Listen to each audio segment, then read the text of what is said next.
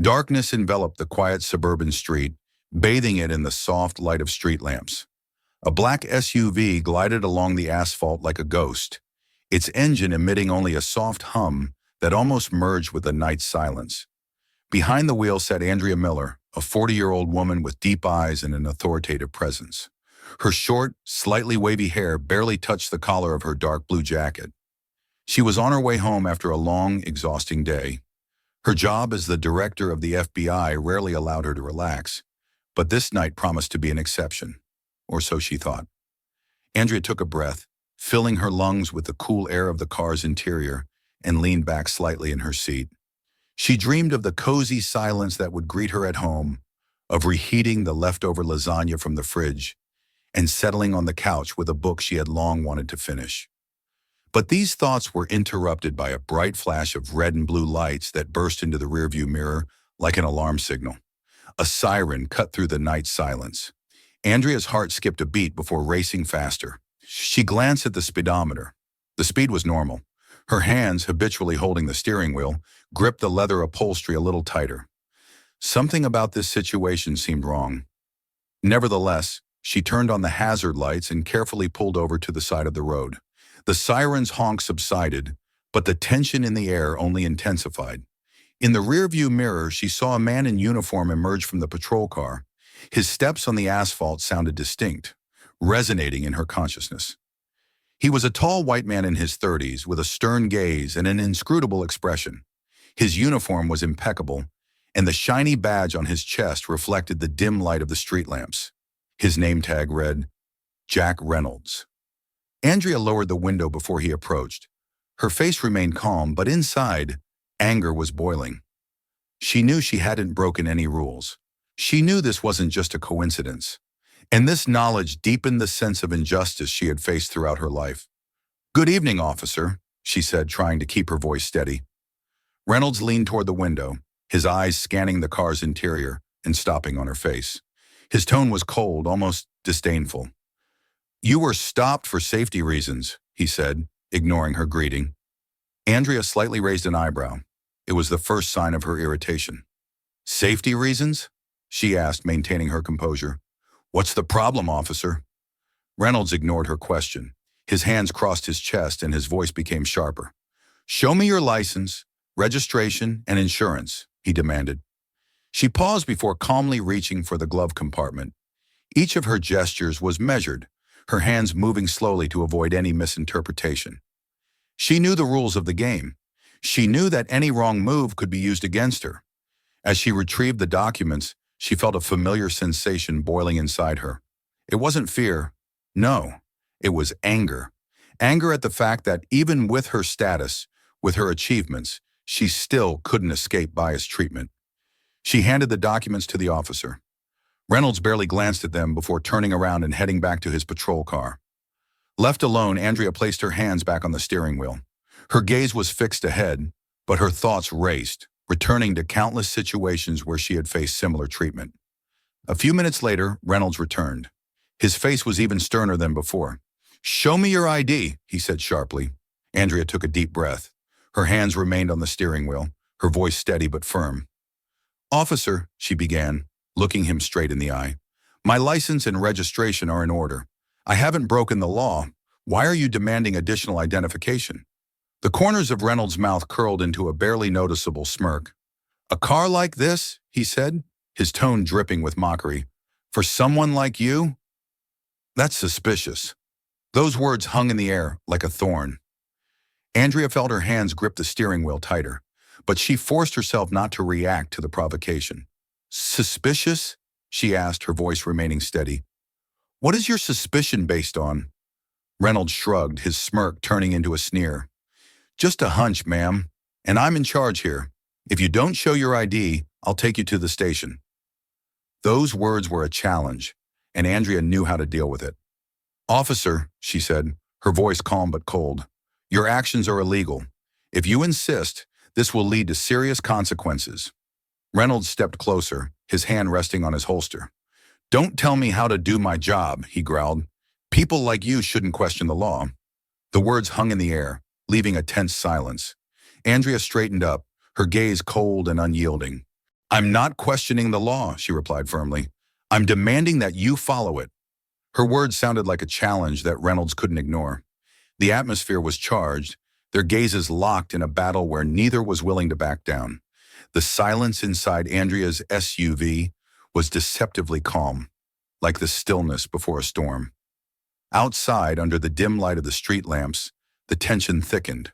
Jack Reynolds stood next to her car, his hand resting too close to his gun holster. His stance spoke of one thing: dominance. But Andrea knew that his displayed confidence was just a mask. She had seen his type dozens of times. Men who used their power to compensate for their own weaknesses. Andrea took a deep breath, her hands slowly rising from the steering wheel and pausing in the air, a gesture that was both simple and humiliating.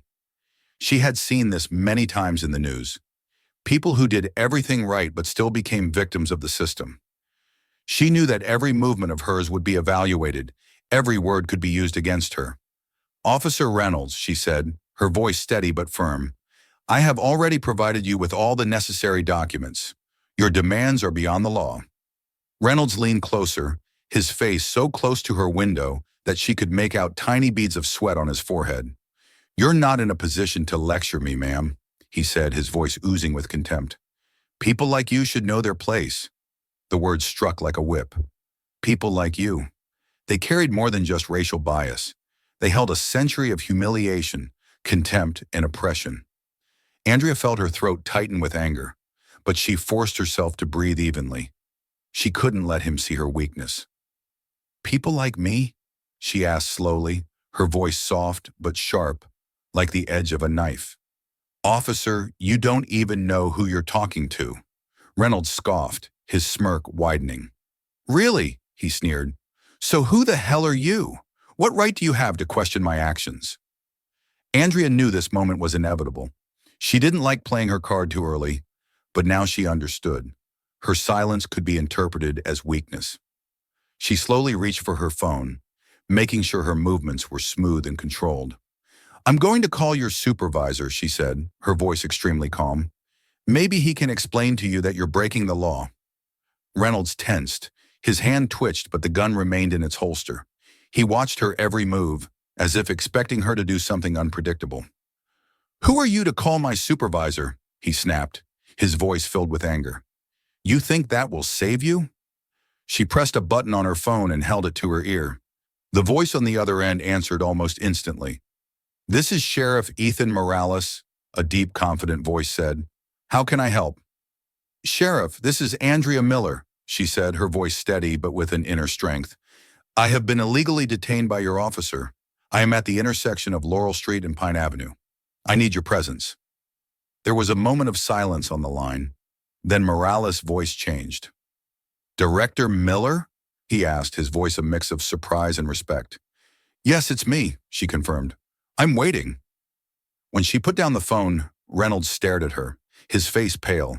His confidence was crumbling, but he was still holding on, his hands clenched into fists. Director? He muttered, his voice wavering. What are you talking about? Andrea turned to him, her gaze steady as a rock. I am Andrea Miller, the director of the FBI, she said, and you are violating federal law. Those words hung in the air like a thunderclap. Reynolds stepped back, his face paling even more. He tried to say something, but the words stuck in his throat. He had nowhere to run.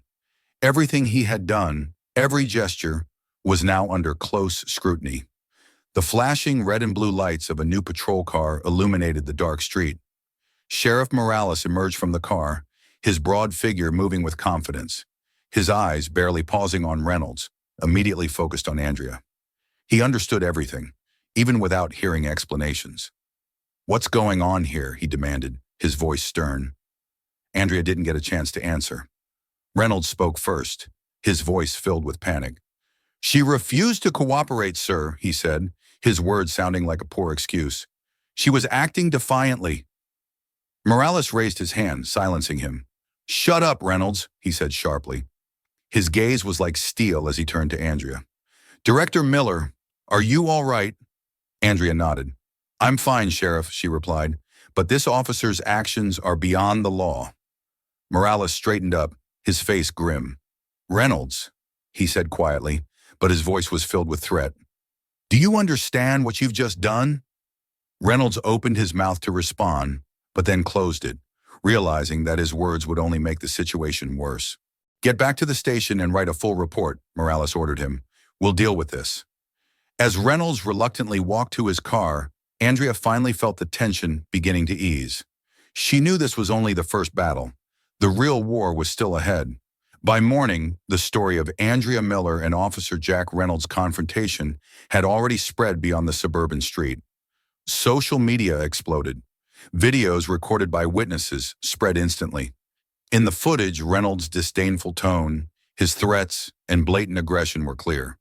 But what drew the most attention was the expression on Andrea's face, calm but firm, even when she stood face to face with someone abusing their power.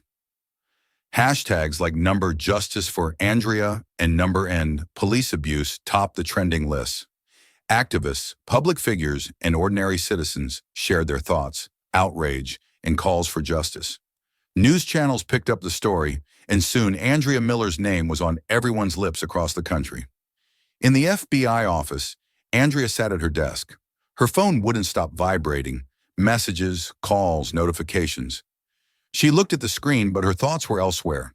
Throughout her long career, she had encountered systemic injustice many times, but for the first time, she found herself at the center of events. Andrea, her assistant Sam's voice broke the silence. Have you seen this? Sam entered the office, his face a mix of concern and excitement. He held a tablet with a video that had already garnered millions of views. Andrea sighed, leaning forward. Yes, I've seen it, she replied, her voice tired. And what now? Sam placed the tablet on the desk, his gaze serious. This is more than just another video. This is a moment that changes everything. People are demanding answers. They want the system to change. Andrea looked at the screen.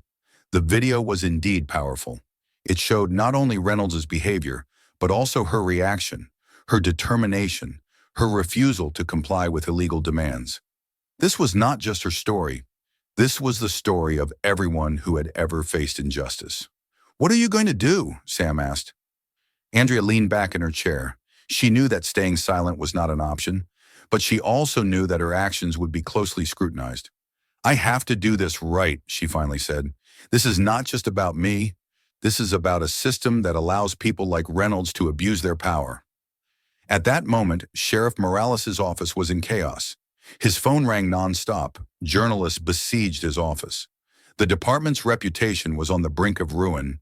He reviewed the video from Reynolds' body camera, and what he saw made him clench his teeth. This was not just a protocol violation. This was a crime. Morales summoned Reynolds to his office. The officer entered, his shoulders tense, his eyes avoiding the chief's gaze. Sit down, Morales said curtly. Reynolds sat, but his posture betrayed hidden irritation. Do you understand what you've gotten yourself into? Morales began, his voice cold. Sir, I was just doing my job. Reynolds began to justify himself.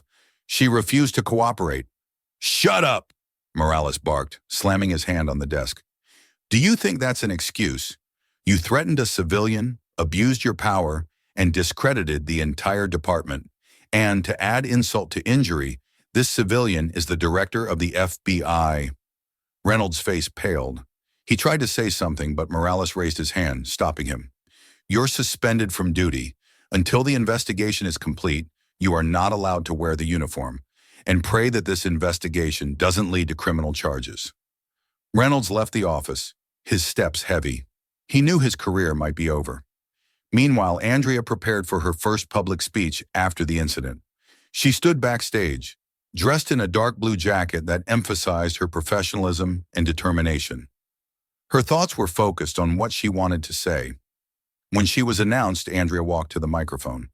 The room fell silent as she began to speak. What happened to me is not unique, she began, her voice steady but calm.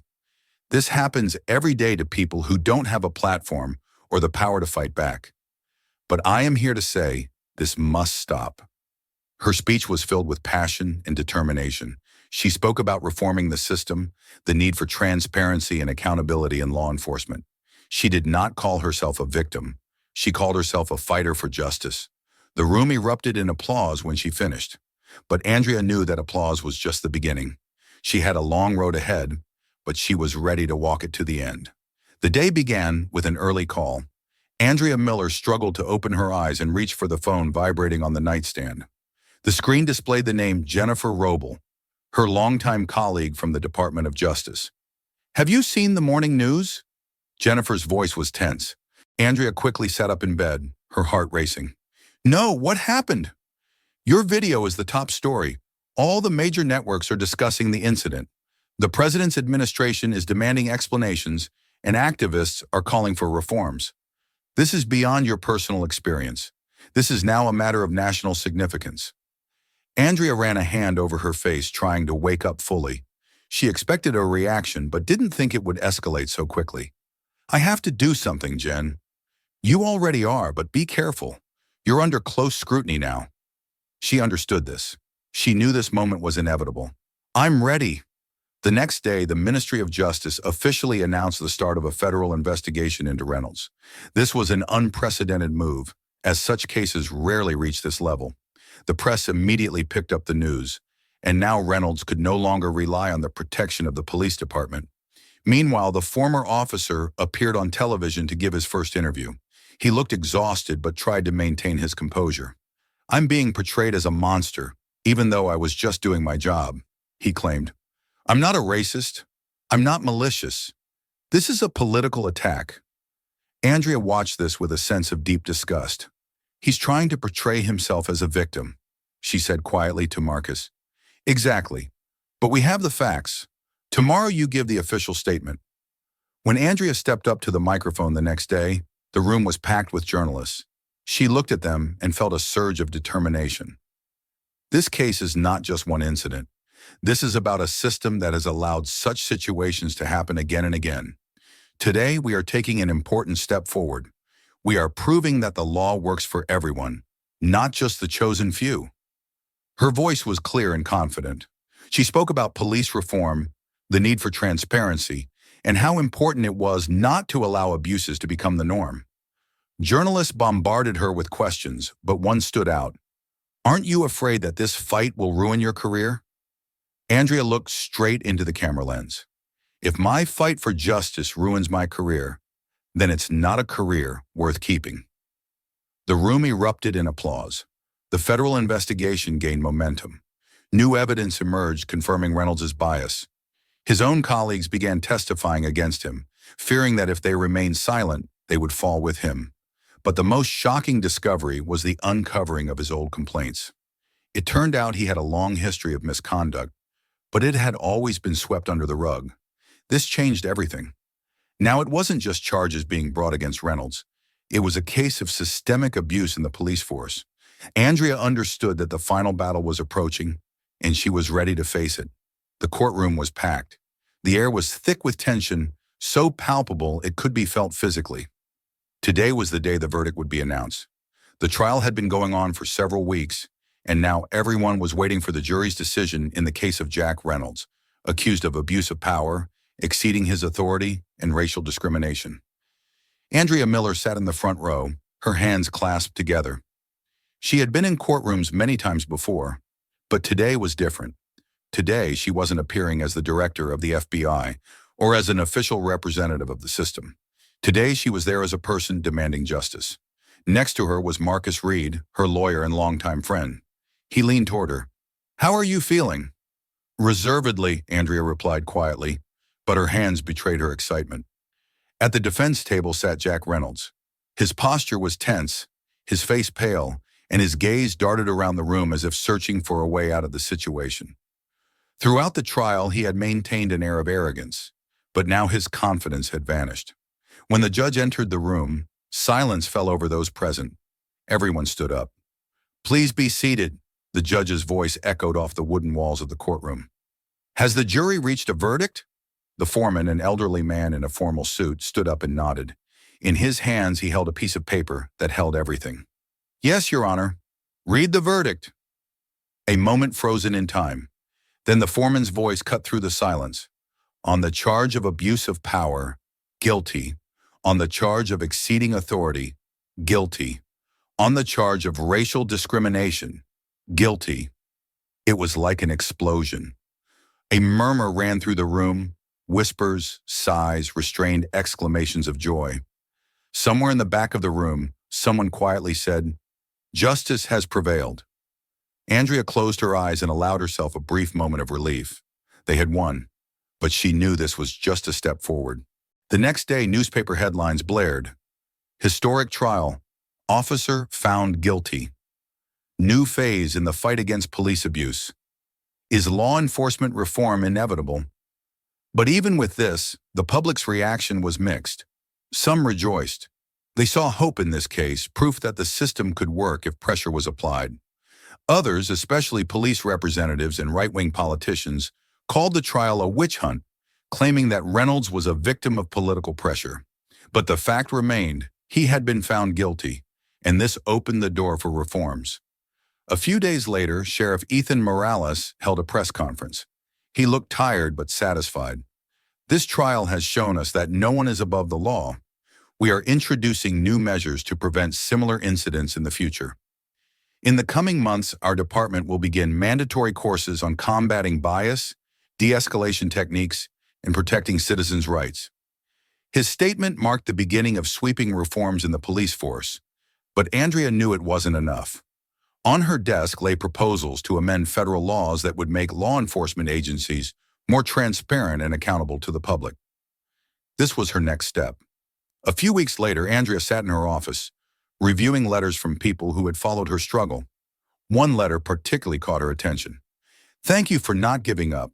I witnessed my sister face similar injustice, but she didn't have your strength. You have given us hope. Thank you for your fight." Andrea clutched the letter in her hand and looked out the window.